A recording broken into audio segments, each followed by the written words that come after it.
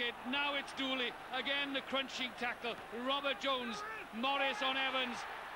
And Bayfield. No. For the second time in the game, England may well feel aggrieved. That was over the line, but a try not awarded. A very impressive work by the English pack.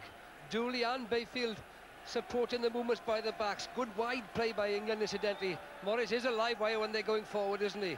But he's looking for support on the inside, and it's Bayfield, the big second row. I mean, second rows are meant to be the extension of the back row, and Dooley and Bayfield proving it there. You see Evans and Hall standing up close to the advantage line. They want to protect their outside half, who's standing way behind Robert Jones, although Jones here might be tempted to kick it himself, and just about gets it away.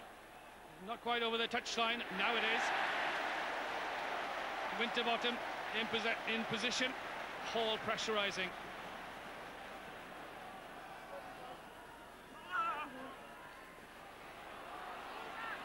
Emmett Lewis has tied it in. The Wales have rescued that, and Robert Jones again able to just lead.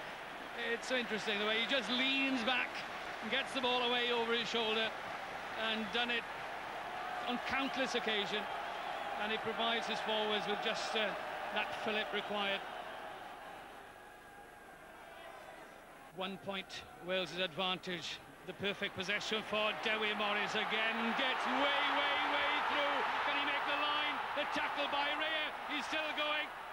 Scott Gibbs came in at the end. Now it's still there for England, though. Winterbottom, he won't ground that. There are too many botters underneath him. But again, Morris was given acres and acres of space, and really he's been the thorn in Wales' side today. Well, real flair, deflected ball from the line out, a missed tackle there by Emmett Lewis. He won't be pleased with that, and many missed tackles. But he's really going for that line. Look at the determination on his face. He's seeing it. Mike Rhea back again to save the day. Good defence by Wales, apart from those first 3 or 4 tackles, which were inexcusable. More dummy run. The switch is on, but that's a poor pass. But Clark showing good skills for a tall man in stooping to pick up that pass. It wasn't a good one from Webb. Still, Wales need to keep their defensive shape here. That's a delicate one from Andrew, but waiting there was Emmett Lewis, and he's awarded a fair catch. Now then, he has to tap this ball to himself, or pass it, or tap it and pass it to someone else. And that's the difficulty, which puts people under pressure. He chipped away when Ian Evans scored a try, and that surely is the biggest roar of the afternoon. Perhaps need saying as well that interesting, even in that position, that Andrew wanted to kick the ball rather than give Guscott and Carling the opportunity to run at the Welsh defence. Now he does, though, as Webb enters the fray. Lots of space here. Rhea charges that down. Can he keep it in play? He's got Hall there. That's the chase is on now. Wales need to pressurise in midfield. Guscott must be given too much room. Starts on the run. Outside Evans, outside Copsey, but taken out of play by Stuart Davis. Jonathan Webb could have put England back in the lead at the end of the first half when he missed the one kick so far. Here, though, to regain England the lead. From 30 metres, Jonathan Webb strikes it well, and that's 3 points. So it's not, strikes the post. Well, that's interesting. Webster not quite able to get it away. Wales must keep control here. Strange that England concede a penalty for diving in, and so strange that when England struck a post against France that the ball should have bounced back to Hunter's arms. Here it went the other way, and Wales live for another day. Well, this is a well-struck kick by Jonathan Webb, and he looks home and dry, but no, it hits the post. I thought Wales had faltered there, should have kept the eye, but Webster was there to save the day. He takes the ball away. Ben Clark not really bothering with the scrum, just has his hands on his lock forwards in front of him there, and keep an eye on him with a quick pick-up and surge at Stuart Davis. Davis not bothering either. He's standing off and waiting for Clark. So the two numbers 8 in a head-to-head. Clark has set up the drive, but the ball being tied in too long, and Probyn then having to play scrum half again. Some shakiness on the part of Will Carling. Finds 3 Welshmen in a line waiting for him. He won't come out from there, and holding on to the ball. And it's so untypical of Will Carling. Normally the coolest of characters, and today has looked hurried and flustered.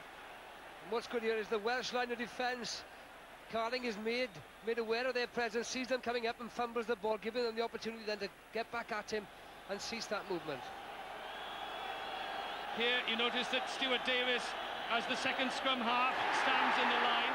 Hopsey claims it, Davis is in there, so is Meek. Williams-Jones comes to release Jason Leonard. The nursing kick from Robert Jones. Ian Evans is after it. Webb has to call. Difficult days though. Webb reclaims it, bundled over. England recovers superbly though, and can they attack from here even? That from Andrew is a monstrous kick, but the bounce couldn't have been kinder for Rhea, and the kick straight at Winterbottom to Jonathan Webb. It's a long way round. Gareth Llewellyn is doing the chasing in midfield. Indeed shouts to his fellow players to come and help him. Gibbs and Hunter put in a tremendous clash.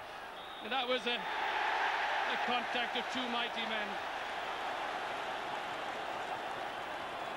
Interesting that Nigel Meek, that was just off camera, Morris passed a comment to Nigel Meek, and Meek turned to him and pointed to the 3 feathers in his chest just to say that you could be playing in this shirt. Hunter has to leave the field then. So Phil de Glanville is on the field to win his second cap as replacement. The line-out goes on. It allows Clark to charge at the Welsh midfield. It's there on a plate for Morris. A switch to Andrew. Carling straight through Rhea. The captain shows his mettle. Leads from the front, but not quite the way through there though, as Jones and Morris continue play as the whistle is gone. But Carling suddenly brings to that England side a surge that says it's not over yet. We're in the last minute of proper time. 1 point the difference. This is the ultimate test of Wales' line-out. Nigel Meek has to find Gareth Llewellyn. No other option can be considered here. Llewellyn gets hands to it. It's there for Robert Jones. Meek sells himself on the ground. It's loose, it's untidy, it's over-eagerness on Wales' part. The whole of the Welsh team clap their hands and congratulate. These moments here are quite unique.